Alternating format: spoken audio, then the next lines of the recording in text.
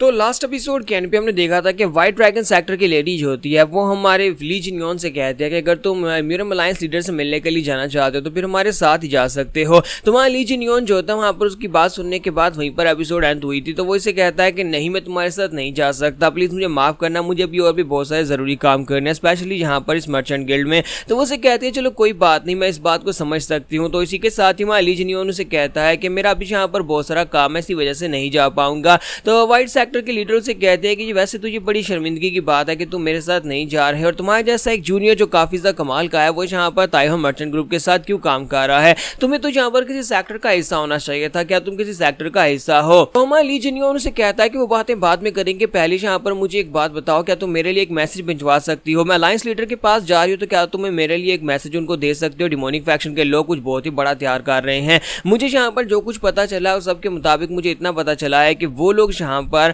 बहुत सारा पैसा इकट्ठा कर रहे हैं और पैसे के साथ कुछ करने वाले हैं। मैंने अभी तक 3 मास्टर्स को मारा है और तीनों को मारने के बाद मुझे ये सब कुछ पता चला है। तुझे बात सुनते ही व्हाइट ड्रैगन सेक्टर की मिस जो होती है वो काफी ज्यादा हैरान हो जाती है और कहती है क्या क्या तुमने 3 को मारा है, मैं तो एक का सोचकर हैरान हो रही थी और तुमने कहा कि तुम यहाँ पर 3 मास्टर्स को मार चुके हो वो ब्लेड इंपरवियसनेस के साथ, ये तो बड़ी हैरानी की बात है। तुम्हारा ली जिनयोन से कहता है कि नहीं, उन 3 में से यहाँ पर एक अपने आप को लेफ्ट गार्डियन कहता था, वो लोग अलग फैक्शन से थे, लेफ्ट गार्डियन एक अलग फैक्शन से है, जबकि बाकी के 3 जो थे वो यहाँ पर स्वर्ड क्रीमन के साथ है। इसका मतलब यह है कि इनके बीच में भी यहाँ पर कुछ डिस्टिंक्शंस हैं। लेफ्ट गार्डियन की बातों से मुझे इतना पता चला है कि ये लोग अलग अलग फैक्शंस हैं, लेकिन इन लोगों ने आपस में हाथ मिलाया हुआ है। ये डिमोनिक स्वर्ड और साथ में ये हीवनली डीमन किंग दोनों आपस में मिलकर ये सब कुछ कर रहे हैं और ये सारे की सारी 5 ग्रेड टॉम वाली बैटल से ही हैं। वहाँ के आर्फन्स हैं जो कि बदला लेना चाहते हैं और इसी वजह से वो कुछ बड़ा प्लान कर रहे हैं। बहुत सारा पैसा इकट्ठा करने के बाद वो म्यूरम में कुछ ना कुछ करने वाले हैं। इसका मतलब यह है कि वो लोग पिछली बार की तरह नहीं करेंगे। पिछली बार जहाँ पर बैटल ऑफ द 5 टॉम्स में एक बार फाइट हुई थी जहाँ पर डिमोनिक कल्ट और दूसरी तरफ से राइडियस फैक्शंस के सभी फोर्सेस एक साथ एक जगह के ऊपर इकट्ठा होकर फाइट कर रही थी।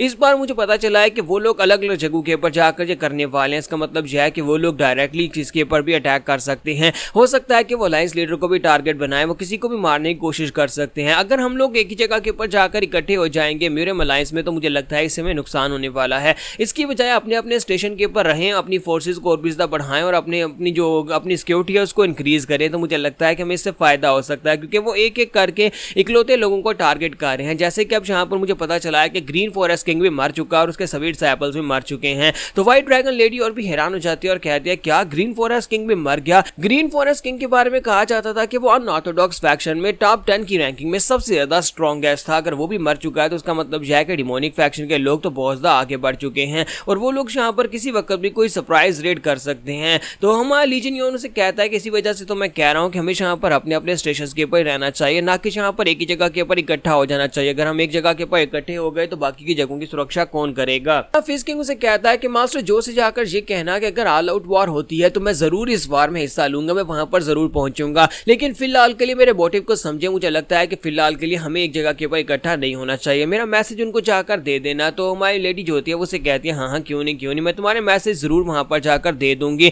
तुम्हारे जैसे एक यंगस्टर्स के मैसेज जिसके अंदर यहाँ पर लिखा हुआ है वो साफ साफ पता चल रहा है कि तुम यहाँ पर उनके कितने ज्यादा खास हो और उनके लिए कुछ भी करने को तैयार हो और तुम म्यूरम के लिए सब कुछ कर रहे हो, तो मैं इस बात को समझ सकती हूँ। इसके साथ ये कैप्टन लड़की उसके पास आती है और उसे कहती है कि मैडम हम लोग यहाँ पर ताइहो मर्चेंट ग्रुप के करीब पहुंच चुके हैं, बताएं अब आगे क्या करना है। तो इसी के साथ ही हमारी लेडी जो होती है वो उसे कहती है कि हमारी जो बातचीत काफी ज्यादा मीनिंगफुल रही। फिर साथ ही उसे कहते हैं कि लड़के मैं तुमसे एक आखिरी सवाल पूछना चाहती हूँ, बताओ कि तुम्हारा सेक्टर कौन सा है, तुम्हारा मास्टर कौन है। तो हमारा ली जिनयोन उसे कहता है कि मैं सेक्टर ऑफ एनलाइटमेंट से हूँ। तो ये बात सुनने के बाद व्हाइट ड्रैगन सेक्टर लेडी उसे कहती है अच्छा तो तुम सेक्टर ऑफ एनलाइटमेंट से हो, इसका मतलब है कि तुम फिश किंग के डिसाइपल हो। तो फिश किंग इस वक्त कहां पर है, क्या फिश किंग के बारे में किसी को कुछ पता है। तो हमारा ली जिनयोन कहता है कि फिश किंग मर चुके हैं, इन्हीं लोगों ने फिश किंग को मारा था। तुझे बात सुनती व्हाइट ड्रैगन सेक्टर लीडर से कहती है कि इसका मतलब है कि तुम्हारे पास फिलहाल के लिए कोई मास्टर नहीं है।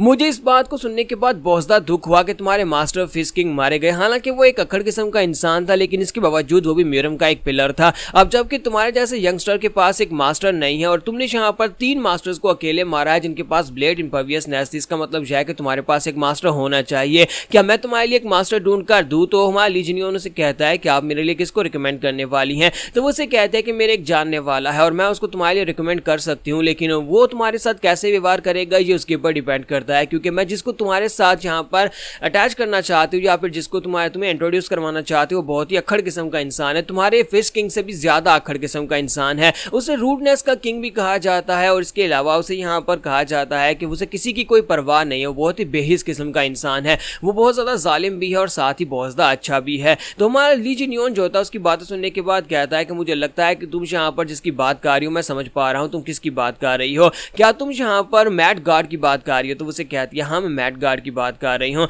उसका गुस्सा बहुत ज़्यादा है, वो उसका गुस्सा हमेशा उसकी नाक पर रहता है, वो कभी किसी से मिलता भी नहीं है, हमेशा सभी से दूर रहता है। लेकिन क्योंकि मेरा वो जानने वाला है तो मैं यहाँ पर उसे एक मैसेज भेज दूंगी, तुम्हें माउंटेन के ऊपर जाना होगा, तुम माउंटेन के ऊपर जाकर उससे मिलना और जाकर उससे बात करना, मेरे बारे में उसे बताना, और हो सकता है कि अगर वो तुम उसे पसंद आए तो वो तुम्हें अपना डिसाइपल बना लेगा और तुम्हें बहुत कुछ उससे सीखने को मिलेगा। और अगर उसने तुम्हें अपना डिसाइपल नहीं बनाया तो फिर चुपचाप वापिस आ जाना, क्योंकि वो बहुत ज्यादा खतरनाक इंसान है। तुम्हारा ली जिनियन खुश हो जाता है क्योंकि उसे अभी तक यहाँ पर मैट गार्ड के लोकेशन के बारे में नहीं पता था, अब उसे पता चल गया है कि वो माउंटेन के ऊपर रहता है। तो इसी की वजह से हमारा ली जिनियन जो है यहाँ पर से ताइहो मर्चेंट ग्रुप के साथ अपनी डीलिंग्स कंप्लीट करने के बाद उसी माउंटेन के ऊपर ही जाने वाला है। तो यहाँ पर हमारी एपिसोड 79 का एंड करेंगे और नेक्स्ट एपिसोड में देखेंगे कि अब आगे क्या होगा।